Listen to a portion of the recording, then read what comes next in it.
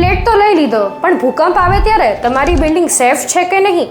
આ સવાલ દરેક હોમ બાયરે પ્રોપર્ટી પરચેસ કરતા પહેલા તેમના બિલ્ડરને પૂછવું ખૂબ જ જરૂરી છે, કેમ કે આજના સમયમાં સેસ્મિક એક્ટિવિટી બહુ જ વધી ગઈ છે અને આવા એરિયામાં બિલ્ડિંગ અર્થક્વેક રેઝિસ્ટન્સ હોવી ખૂબ જ જરૂરી છે.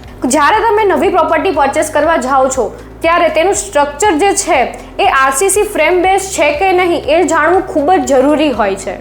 આ ઉપરાંત તમે soil test report, earthquake resistance compliance અને BIS એટલે કે બ્યુરો ઓફ ઇન્ડિયન સ્ટાન્ડર્ડના નોર્મ્સ ફોલો થાય છે કે નહીં એ જાણવું ખૂબ જ જરૂરી છે. અને આ બધી વસ્તુની ચકાસણી કરવા માટે તમે મ્યુનિસિપલ કમિશનર ઓફિસ અધરવાઇઝ તમે તમારા ટાઉન પ્લાનિંગ ડિપાર્ટમેન્ટ પાસેથી જઈને પણ માહિતી મેળવી શકો છો.